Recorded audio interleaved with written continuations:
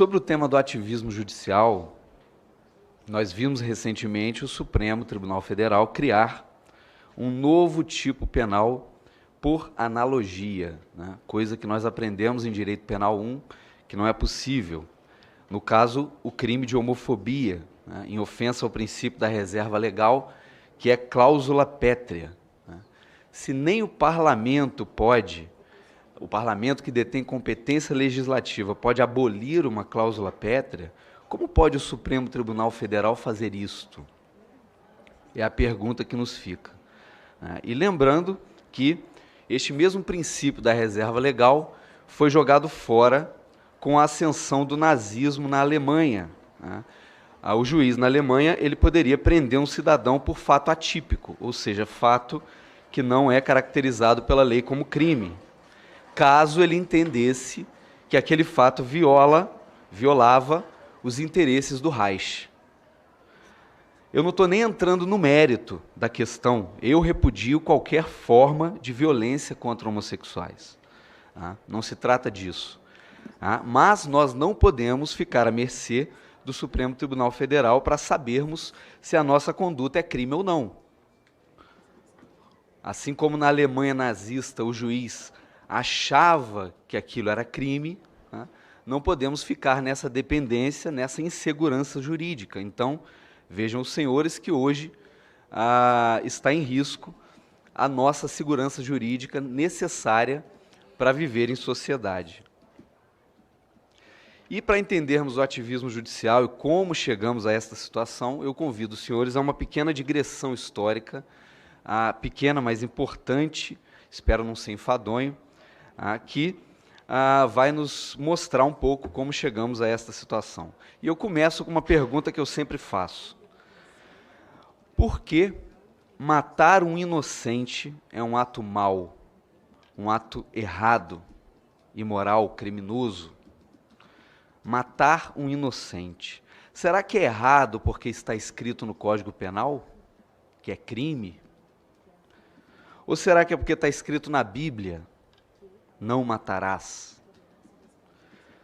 Senhores, mesmo que não existisse um Código Penal que criminalizasse o homicídio, ou uma Bíblia que dissesse não matarás, matar um inocente seria imoral de qualquer modo. Revogar o Código Penal ou rasgar a Bíblia não torna o homicídio um ato de virtude. Não altera a natureza das coisas. O homicídio, matar um inocente, é um ato intrinsecamente mau por sua própria natureza. Torturar e matar uma criança, por exemplo, é um ato intrinsecamente mau, imoral, criminoso. E esta verdade, que é óbvia, eu só estou aqui repetindo o óbvio, os antigos e medievais nunca duvidaram dela, eles sempre souberam que, a par das leis naturais de ordem física, como, por exemplo, a lei da gravidade, havia também outras leis naturais de ordem moral. Ou seja, as regras que devem reger a nossa conduta, elas não emanam da vontade humana arbitrária. Elas nos são dadas pela natureza das coisas. Não são construções sociais, religiosas ou políticas. Elas antecedem, essas leis naturais morais, antecedem essas dimensões da vida, a dimensão social, religiosa e política, porque elas decorrem do próprio ser das coisas, do modo como as coisas se fazem presentes na realidade. Por exemplo, a vida humana. A vida humana tende a conservar-se no tempo. Se não houver nenhuma interferência de uma doença, de um acidente ou coisa parecida, a tendência da vida humana é conservar-se até o seu fim natural. E por esta razão, o homicídio, o aborto, a eutanásia são proscritos, são imorais. Isto decorre da natureza das coisas. Essas verdades começam a ser esquecidas ali pelo final da Idade Média, quando começa a decadência do direito, através do progressivo abandono dessa sabedoria antiga, que nós chamamos de ciência do direito natural clássico. Isso vai sendo esquecido. Essa ciência que teve origem lá na Grécia Antiga, com Platão, Aristóteles, Depois chega a Roma com Cícero e os grandes jurisconsultos romanos e alcança o apogeu na Idade Média com Santo Tomás de Aquino e toda a tradição que o segue. Então, no ocaso da Idade Média, nós temos dois erros que são a origem remota e o fundamento do ativismo judicial de hoje. E são os seguintes: o nominalismo, que vai dizer o seguinte: só existem homens particulares, eu, tu, ele, nós. Não existe algo que nós chamamos de humanidade, essa essência universal que todos nós compartilhamos e que nos une, que nos faz membros da espécie. Isso não existe. A humanidade é só um nome, daí a designação de nominalismo. É só um nome que designa o conjunto dos indivíduos particulares. O outro erro é o voluntarismo. O voluntarismo vai dizer que o caráter bom ou mal de uma ação não está na razão de ser dela, não está nela mesma, mas sim num decreto arbitrário da vontade divina. Se Deus quisesse, por exemplo, torturar e matar uma criança, seria um ato bom, só porque Deus quis. Torturar e matar uma criança seria virtuoso. E aí, lá pelo século, a história é longa, vamos adiantar, lá pelo século XVIII, Deus sai de cena, Deus é banido, a religião é banida, só que não deixa um vácuo, Deus não deixa um vácuo, e quem ocupa o lugar é o Estado. Então, aquela vontade divina que decretava arbitrariamente o bem e o mal, dá lugar agora à vontade humana, expressa por meio do Estado, que passa então a decretar arbitrariamente o que é certo, o que é errado, o que é bom, o que é mal. Com isso, essa existência, que sempre foi óbvia, de leis morais naturais irrevogáveis, irrevogáveis porque fundadas na essência das coisas, essas leis vão ser negadas e então a primazia da vontade humana arbitrária nas questões morais vai ser afirmada. Em outras palavras, o homem reivindica para si a prerrogativa de determinar o certo e o errado, o bem e o mal. É assim que começa a idolatria da lei positiva, positum, a lei posta, a lei criada pelos homens. E aí nós temos a ideologia chamada positivismo jurídico. O positivismo jurídico prescreve a ditadura das leis positivas arbitrárias. Não nos esqueçamos de que os horrores do socialismo nacionalista, também chamado de nazismo, e os horrores do socialismo internacionalista, também chamado de comunismo, foram perfeitamente legais, porque eles estavam respaldados pelas leis positivas dos respectivos regimes. E nos nossos dias, esta subversão do direito alcança outro patamar. A história é longa, houve vários filósofos e escolas que respaldaram tudo isso, mas, em resumo, após a Segunda Guerra, houve uma tentativa de proteger a sociedade contra uma futura volta desses horrores totalitários. Então, se colocaram nas constituições princípios que deveriam reger o ordenamento jurídico inteiro. Mas esses princípios são abertos e indeterminados. Ninguém sabe o conteúdo deles. Como, por exemplo, o princípio da dignidade da pessoa humana, que pode ser usado até para justificar o aborto. Vejam, senhores, o princípio da dignidade da pessoa humana usado para negar a dignidade da pessoa humana. Então, o juiz interpreta o princípio como ele quer. Hoje temos, então, a corrente chamada neoconstitucionalismo do pós-guerra, que, em vez de promover a ditadura das leis arbitrárias, agora promove a ditadura das decisões judiciais arbitrárias. Então, este, meus caros, é o nefasto ativismo judicial, que, via de regra, é contrário à lei moral natural, aquela lei que é baseada na natureza ou na essência das coisas. E, não por acaso, a esquerda desistiu há muito tempo de empreender a sua revolução contra a moral tradicional por meio do parlamento, porque eles sabem que o povo é conservador. Aqui no parlamento eles não vão conseguir nada. Então, os inimigos da ordem natural das coisas, eles pegam um atalho, eles recorrem a outro poder, o judiciário. Né?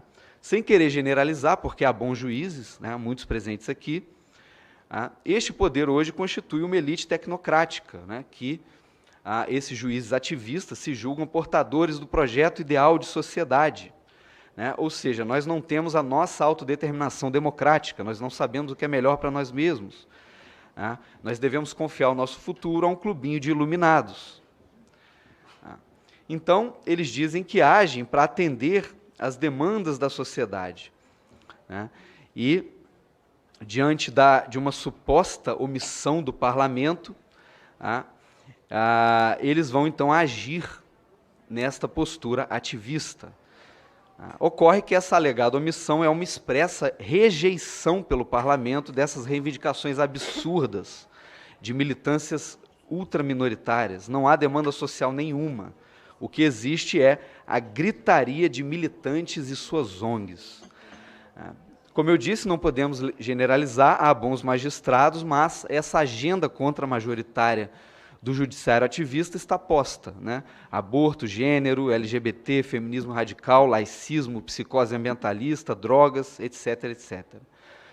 E para fazer avançar essa agenda, as esperanças deles estão depositadas no judiciário, apesar da falta de legitimidade democrática do judiciário, pois ninguém os elegeu para ditarem os rumos desta nação. E aí a revolução pega o atalho do ativismo judicial. Eu havia dito que torturar e matar uma criança inocente é um ato intrinsecamente mau.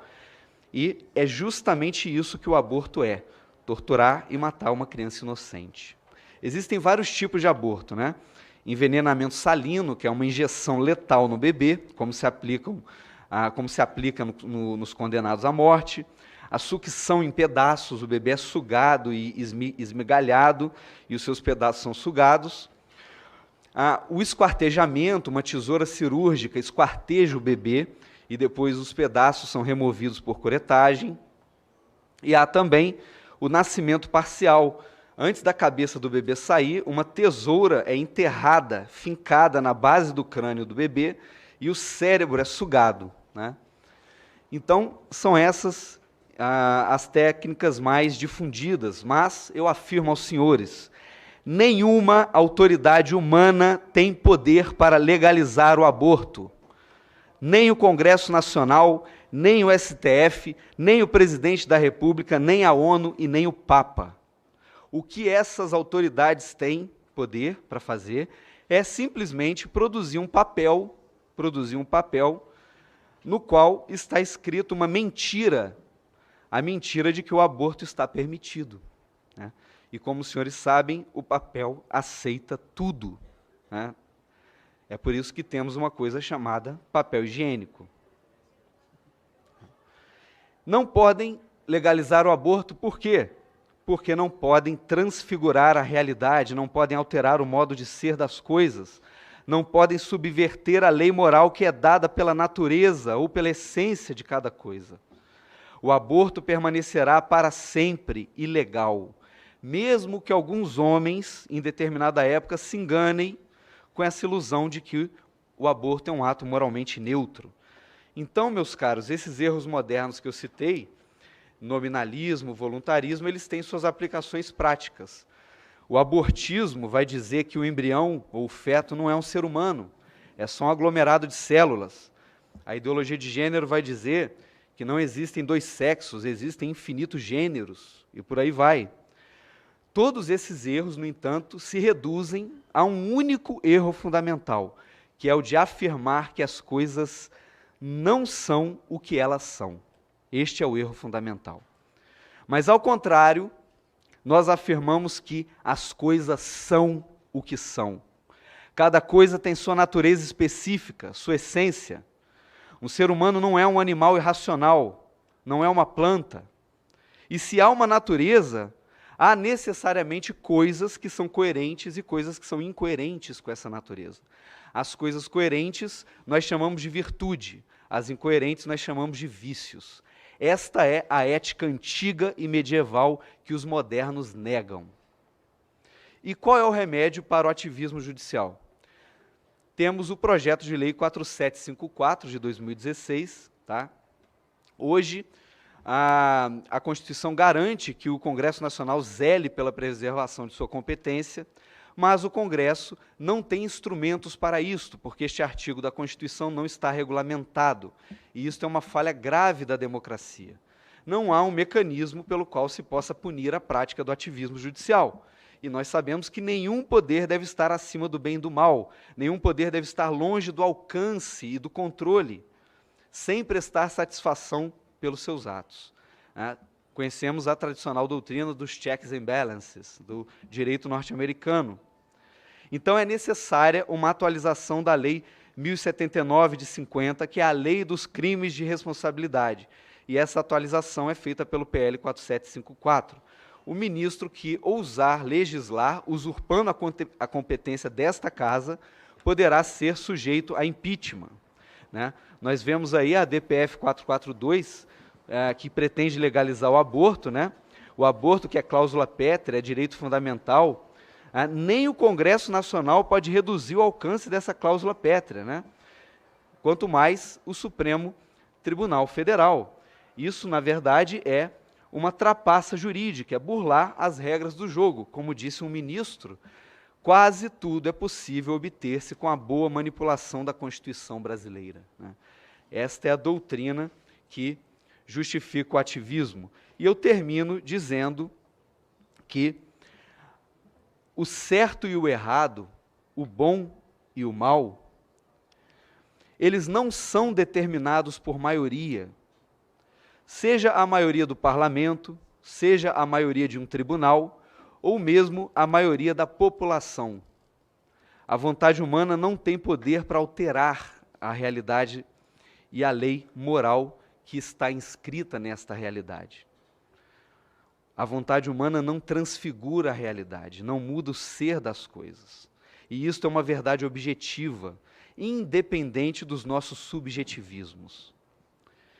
Não podemos, em outras palavras, transformar o certo em errado ou o errado em certo. Esta é a ilusão dos relativistas.